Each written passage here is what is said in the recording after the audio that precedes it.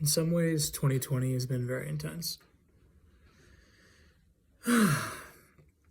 We had ideas of what this year would be for us, and then mid-March hit, and many of us are not where we thought we'd be. And we've experienced a lot. But with that said, 2021 is going to be so much more intense. And the second big message for today is, what can you go without in the upcoming year? And this can be as simple as a coffee, in terms of if there's a fascist coffee shop down the street that doesn't allow you to go inside and pay them money without covering your nose. If you don't like to cover your nose with a mask, then you either find a new coffee shop or you go without that coffee for the day. But this question, what can I go without next year, can be much bigger than just a coffee. I mean, even just a small thing like a coffee can be very powerful. But for a lot of us, for a lot of people, it's going to be around their job. Can I quit my job if I don't want to get a vaccine injected into me, but they're telling me that I have to? Or they're mandating me wearing a mask for an 8-hour shift when I don't want to do that. What are you saying yes to that you don't want to say yes to out of fear? And again, having a ton of compassion for ourselves, first and foremost, understanding that yes, we live in this physical space, we need money, money buys things. And yet, we're coming to this time when we're being asked to fully step out of victim mode. Meaning, yes, I need money, and maybe I can't quit my job tomorrow because I have kids or something, but maybe in 5 or 6 months before my employer mandates me getting injected with something so that I can still work there, maybe in 5 or 6 months I'll find a way to quit. You know? Because at the end of the day, this is showing us how much power we've given away. If your employer demands, or a boss of yours demands, that you get something injected into your body so that you can continue working there, I guarantee that's just reflecting something that's always been there with that employer. That employer has been making you their bitch far before the vaccine mandate. That employer has been sucking at your power. You've been giving your power away slowly to that employer energetically. And this is kind of the final straw of showing you and asking you, do you really want to keep working for this employer who really doesn't give a fuck about you because of money, or are you going to find something else to do? Or are you going to look at the other options available to you? What can we go without? I mean, I'm in the Buffalo Bills. I'm in Buffalo right now. They're playing playoffs. You know, I know a lot of people who would do whatever the government tells them that they have to do in order to go to a game. But it's like, and again, I say this with love for you. Like, where's your self-respect? You know, we have to start drawing lines of, you know, I really want to go to that sporting event, or I really want to go to that concert. I really want to see Lady Gaga perform. But it's like, I have enough self-respect to say no. I have enough trust to say no and know that I'll be able to go to a sporting event again. I'll be able to go to a concert again without having to wear a mask, without having to inject myself with a vaccine full of toxins. You know, we've really got to start seeing that when you start saying yes to these things, you're giving your power away, you're giving your biology away, you're giving control over your body away. So this year, And they know this. They know this. They've been dangling carrots over you your entire life through marketing, advertising, through the medical system, through the schooling system. They know that the biggest thing that most people want is to go back to normal. So they're going to keep dangling these things. Do as we say, and we'll give you your normal back. Do as we say, and you can get your Starbucks coffee. Do as we say, and you can travel again to whatever country you want to go to. But it's going to be us that say no, that stand up, that haven't forgotten that we get to travel and have our cake too. We get to travel and not succumb to this medical tyranny that's going on right now, because what's going on right now is medical tyranny. It's not about, I'm just gonna, do what they say so I can have that little thing, because at the end of the day, people are so used to giving their power away to sporting events and to other concerts and to food, to coffee, to all this shit. At the end of the day, none of it matters if you are selling yourself for it.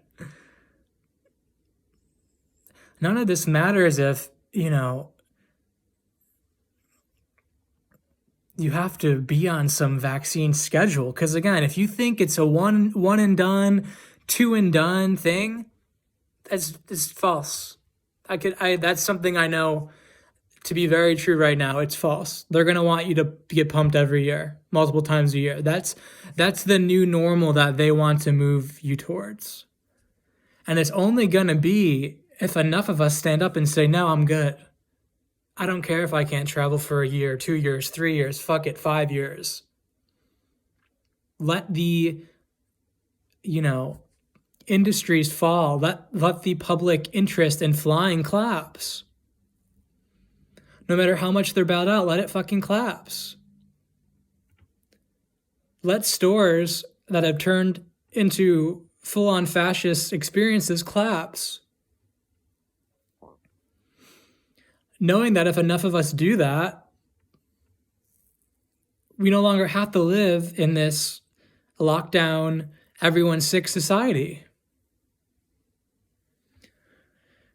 And really, this is a whole testament to us remembering that we're full and whole on our own. We don't need, and again, it's beautiful, having your little Starbucks, having your little Trader Joe's, whatever, having your, going to sporting events, going to concerts. These are the beautiful physical things of being a human and enjoying life. And yet, it's asking us, how much can we remember that we're whole and complete on our own, that we actually don't need, the cappuccino,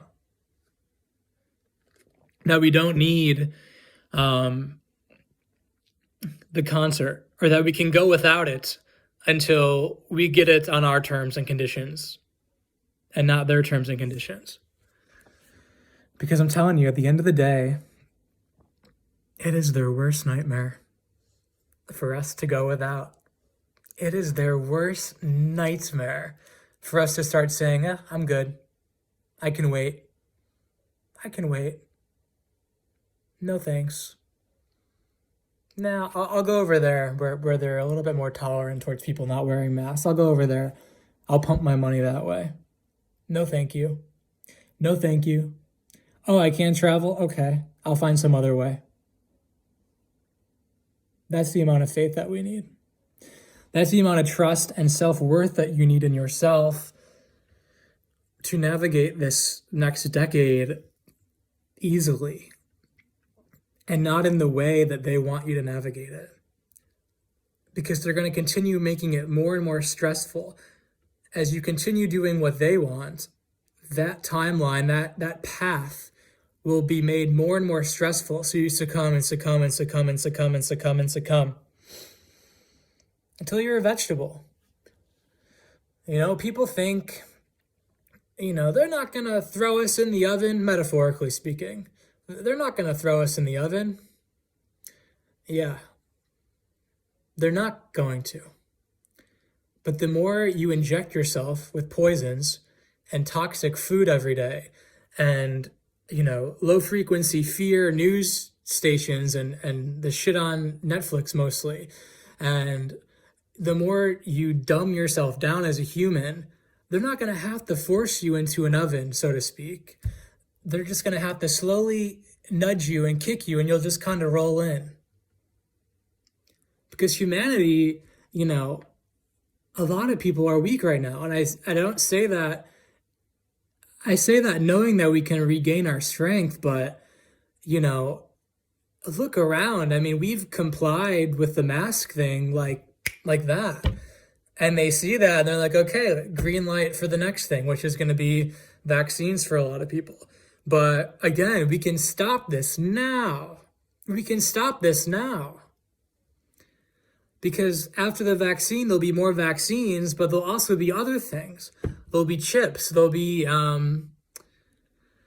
artificial intelligence that would make your head explode. It's insane. And there'll be some things that perhaps you'll agree with, But it's like, you got to start asking yourself, if you go to your general practitioner, doctor, if you still have one, and they don't even know what's in the vaccine, or they get angry when you ask if you can have an ingredients list,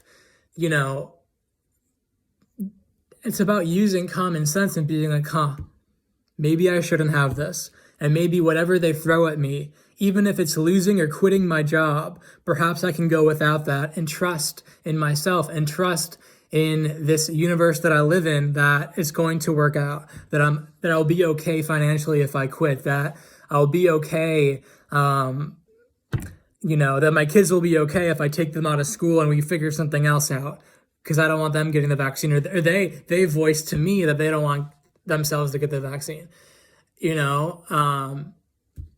until we start living from that sovereignty of, I'm doing this because I choose to do it, and because I want to do it, until we reach that point, we're going to keep moving towards this timeline of more pain, suffering, so that we can see that we've been living disempoweredly and that the choices that we've been making have been super conditional.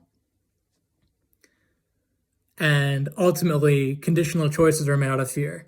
Because again, if you don't want to get this injection, but you're doing it because of fear of money or fear of what other people will think or fear of not being with your family because they're afraid that you're going to get them sick, it's ultimately fear. And right now we're being called to look at that fear and clear it, and no longer make choices from that fear, but make choices from love, make choices from empowerment, make choices from an expanded point of view, make choices from the truth that I get to live this life the way I want to live it, exactly how I want to live it. And if that means me not being able to go to a Beyonce concert, me not being able to go to a sporting event, then so be it.